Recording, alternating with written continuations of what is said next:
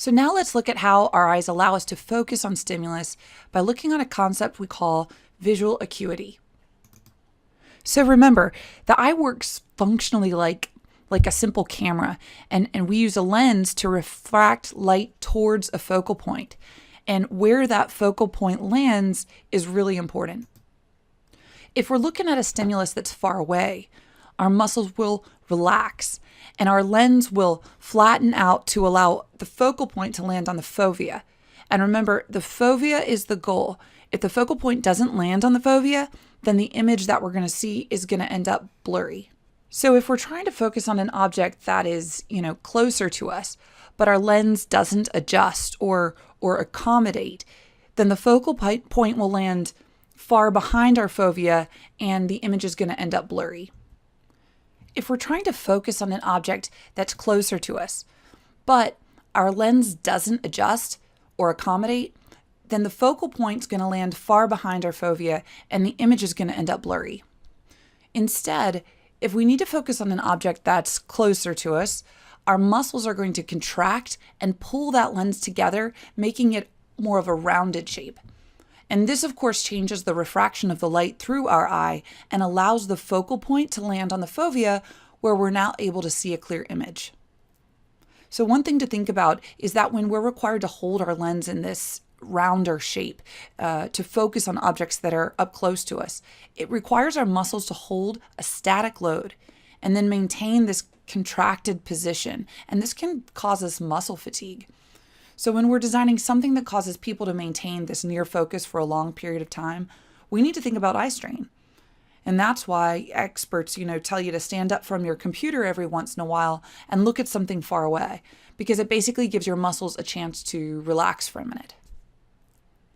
So what happens when the lenses our eyes have don't behave? So when the lenses don't contract and release like we need them to, we can have trouble focusing on objects. And when your lens can't flatten appropriately, you have trouble focusing on objects that are far away. And this is called myopia or nearsightedness. And on the other hand, if you have trouble focusing on objects that are up close and you can't get your lens into that rounded shape, you have something called hyperopia or farsightedness. And this is also known as age-related presbyopia in middle to older adults. So, if your mom or dad find themselves having trouble reading tiny print, for example, they may want to get some reading glasses for help. While people can individually correct myopia and hyperopia with correctional lenses or glasses, understanding that not everyone has perfect vision is important for designers. We have to design critical information in such a way that most of the population is going to be able to see it without the use of correctional lenses. Okay, before we keep going, I wanted to give you a quick refresher on the anatomy of the eye and have you watch a video that was actually produced by the American Academy of Ophthalmology and is available on YouTube. Light rays enter the eye through the cornea, pupil, and lens. These light rays pass through the vitreous, a clear gel-like substance that fills the middle of the eye. The light rays are focused on the retina, a light-sensitive tissue lining the back of the eye.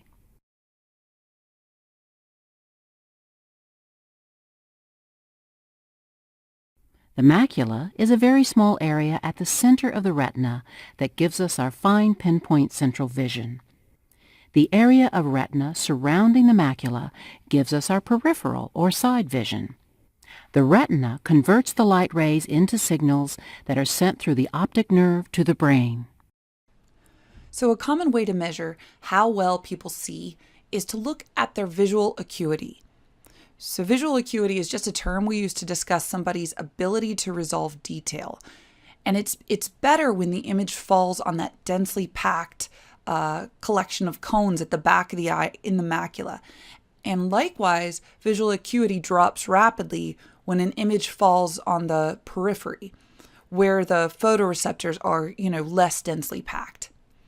So it's kind of interesting, though, that even though we can only perceive a high level of detail in a small area on the retina where the cones are abundant, our sensitivity to motion is still pretty good on the outer edges of the retina.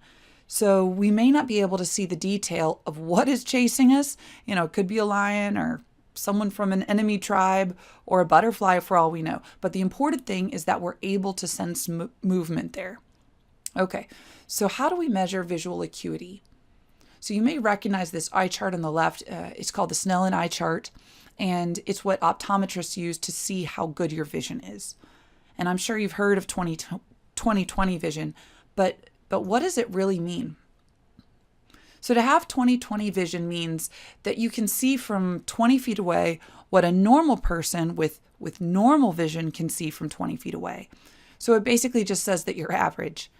And this measurement compares you against somebody with normal vision. So to have 20/40 vision means that you can see from 20 feet away what a normal person can see from 40 feet. So that means you have to be a lot closer than the average person to read something.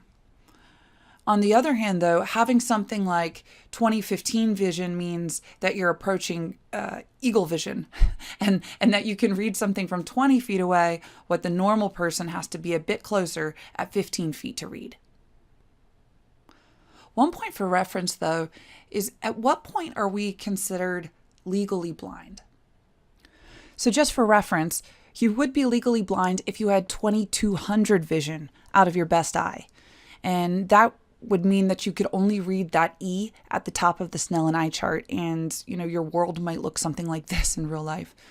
I put a link on the course page for you to check out an interactive website for experiencing legal blindness. So you should take a look.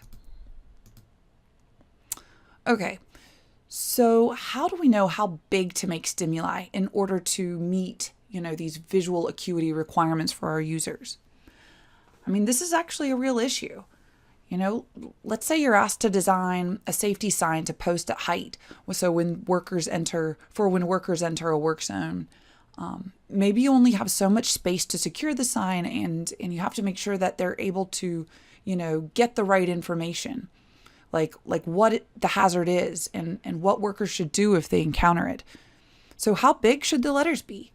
And where will the workers be when they're expected to read this sign? Will they have to, climb a ladder in order to read it? Or should they be able to read it from the ground? So once you figure out your access requirements, then you have to calculate the minimum size of the font or the text. And you can do this pretty easy with some simple trigonometry. So say your human factors guidance manual says that critical information should be displayed at 20 arc minutes.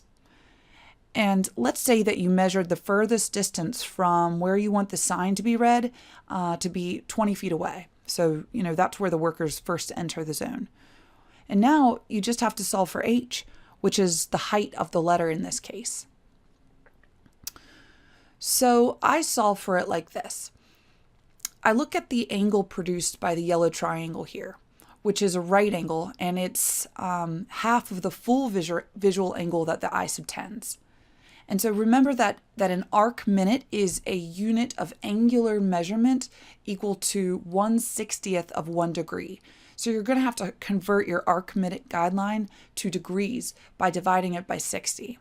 So in this case, we're going to get 0.33 degrees.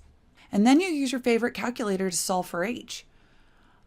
So one point to note here is, remember, if you're using your calculator, you want to keep your settings in degrees versus radians, or you're going to get some funky answers.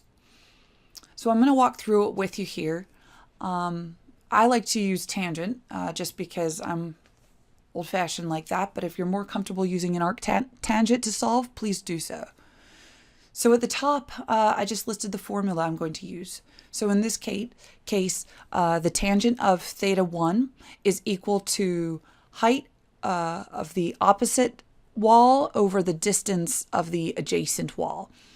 And in this case, remember, the height is actually the height of the full letter divided by 2.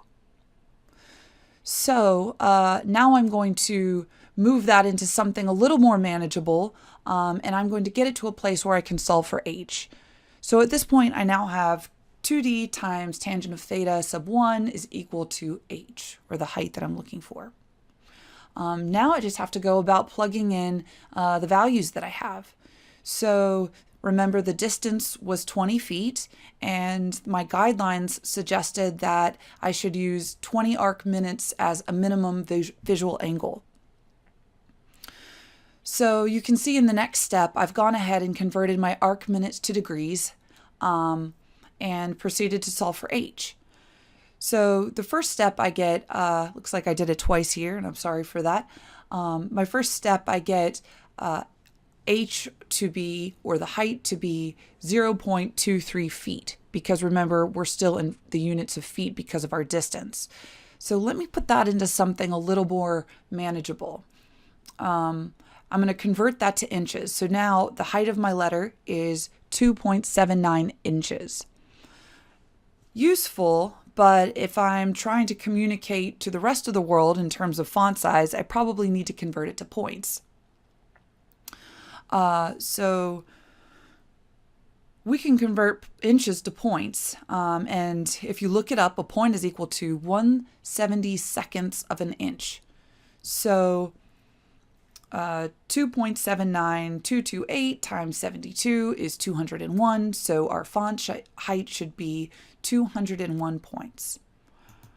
And for reference, I just wanted to share with you, on the left is about 201 points, and the letter on the right is 12-point font. So you can see we're dealing with some pretty big letters here for our sign.